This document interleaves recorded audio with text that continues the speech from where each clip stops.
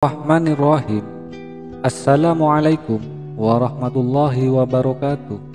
Kisah keajaiban solawat yang dialami Kiai Masduki Mahfudz.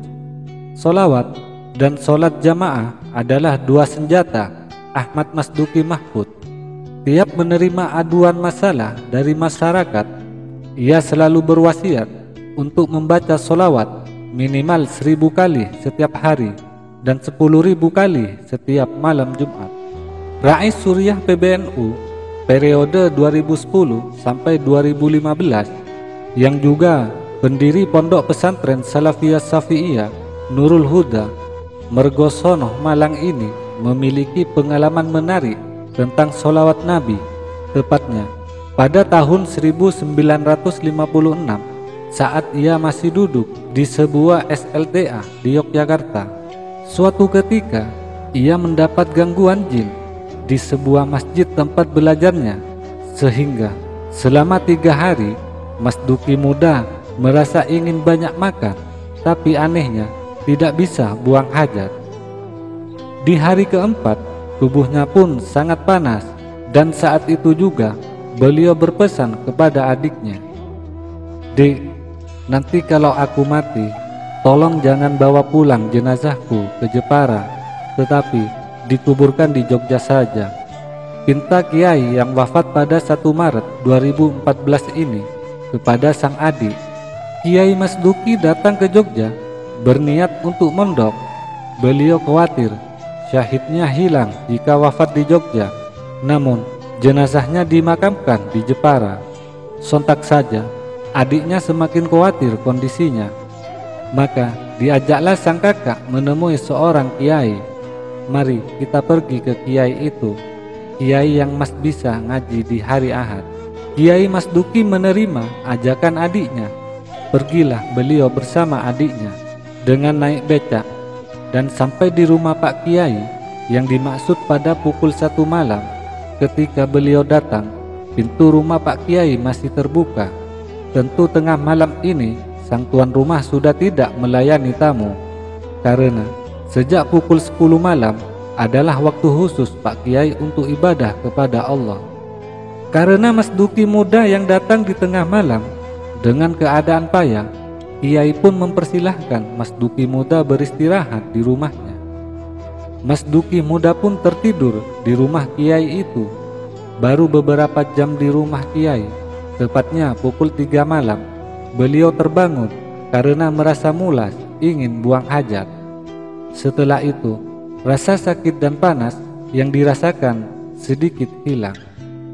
Pada pagi harinya, beliau yang masih panas badannya bertemu dengan Pak Kiai. "Pak Kiai, saya sakit." Bukannya merasa iba, Pak Kiai hanya tersenyum, dan anehnya, rasa panas yang beliau rasakan hilang seketika itu.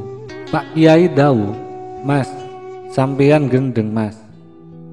"Kenapa gendeng Yai?" tanya Masduki muda.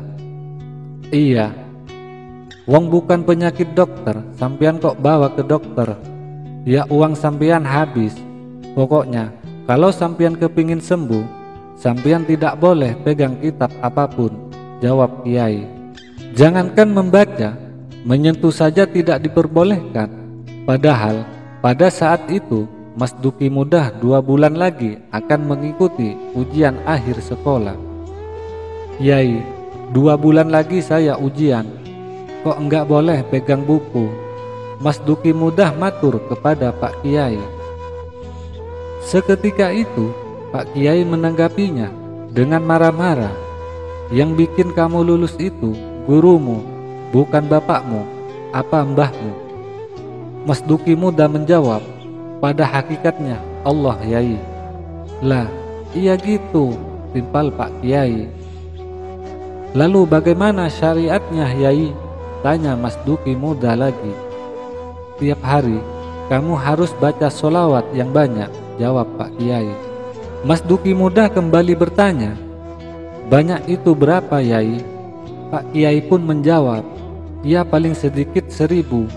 Habis baca 1000 solawat, minta dengan berkat solawat yang saya baca, saya minta lulus ujian dengan nilai bagus."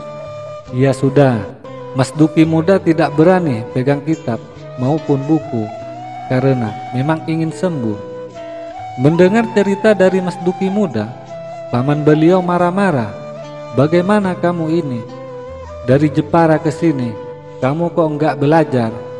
Mas Duki muda tidak berani komentar apa-apa karena beliau menuruti dawuh kiai untuk tidak menyentuh kitab atau buku. Beliau menurut saja. Menjelang beliau ujian pelajaran bahasa Jerman, bukunya ternyata diganti oleh gurunya dengan buku yang baru. Karena masih dilarang menyentuh buku, maka beliau tetap taat titah kiai. Setelah ujian, Mas Duki muda dipanggil guru bahasa Jerman. Begini dialog antara Mas Duki muda dengan guru bahasa Jerman. Kata guru, "Kamu Her?" Mas Duki menjawab, "Berapa nilai saya, Pak?" Kata Pak Guru, "Nilai kamu 3. Mas Duki muda menjawab lagi, "Iya, Pak." "Kapan, Pak?" Guru menjawab lagi, "Seminggu lagi." Namun setelah seminggu, Mas Duki muda tidak langsung mendatangi guru bahasa Jerman karena larangan pegang buku belum selesai. Baru setelah selesai, Mas Duki muda mendatangi guru bahasa Jermannya, lantas berdialog lagi.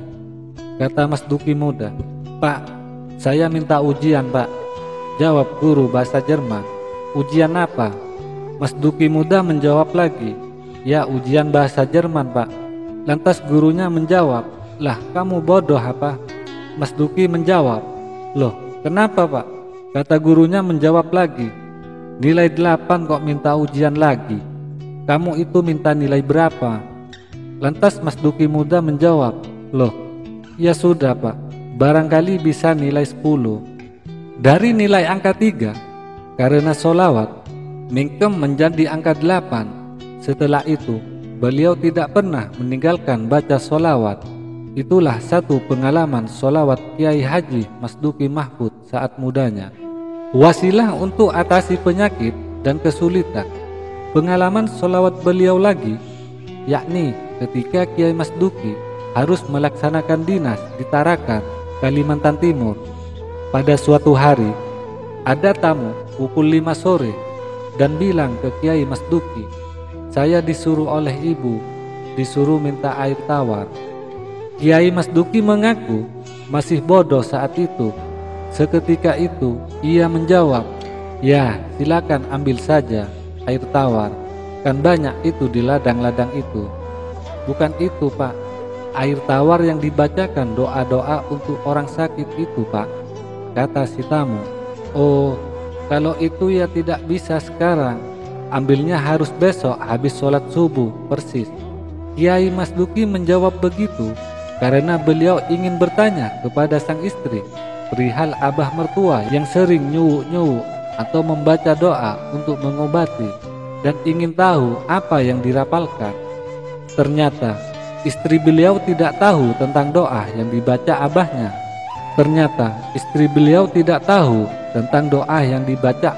Di rumah. Padahal Kiai Mas Duki sudah janji. Habis isya, saat beliau harus wiridan membaca dalail, beliau menemukan hadis tentang sholawat. Inti hadis tersebut kurang lebih, siapa yang membaca sholawat sekali, Allah beri rahmat 10. Baca sholawat 10, Allah memberi rahmat 100. Baca sholawat 100, Allah beri rahmat 1000. Tidak ada orang yang baca sholawat 1000 kecuali Allah mengabulkan permintaannya. Setelah mencari di berbagai kitab, ketemulah hadis tersebut sebagai jawabannya. Lalu beliau pun bangun di tengah malam, mengambil air wudhu dan air segelas. Setelah itu membaca sholawat 1000 kali. Allahumma sholli wa sallim ala Sayyidina Muhammad. Setelah beliau selesai membaca 1000 sholawat, beliau berdoa, "Ya Allah, jadikanlah air ini sebagai obat dari segala penyakit bagi peminumnya." Lalu meniupkan ke air gelas dan baca sholawat 1 kali lagi. Di pagi hari diberikan air tersebut kepada orang yang memintanya. Setelah 3 hari, ada berita dari orang tersebut bahwa si penderita sakit sudah sembuh setelah minum air dari Kiai Mas Duki. Padahal sakitnya sudah 4 bulan dan belum ada obat yang bisa menyembuhkan.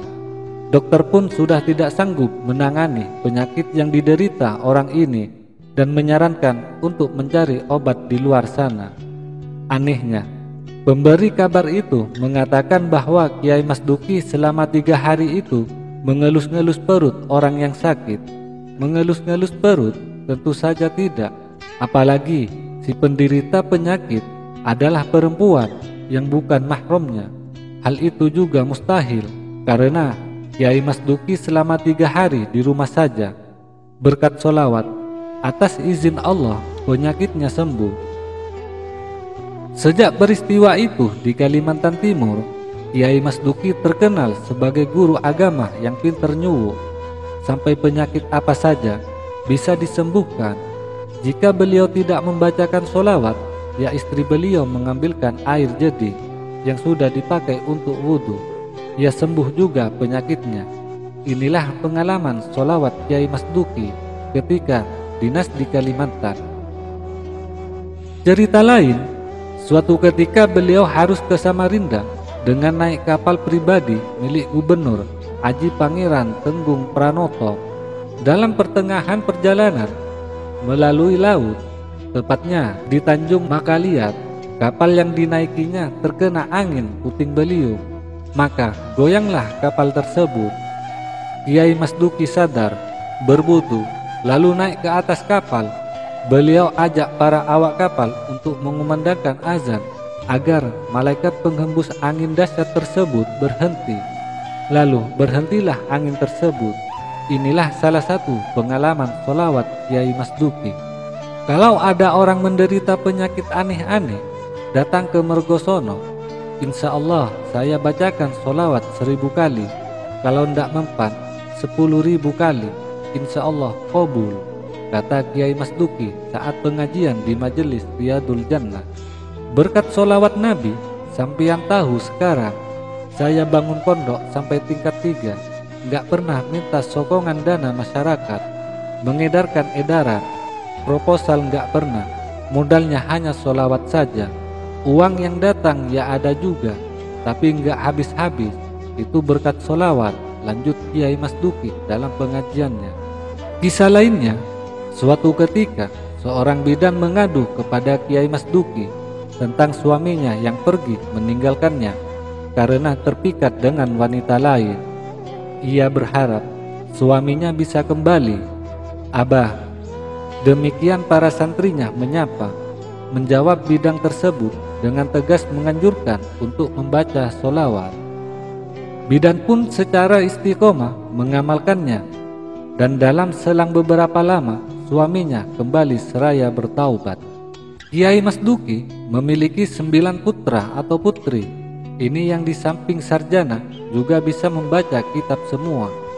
Saat anak beliau ada yang mau ujian, di samping putranya juga disuruh baca sholawat.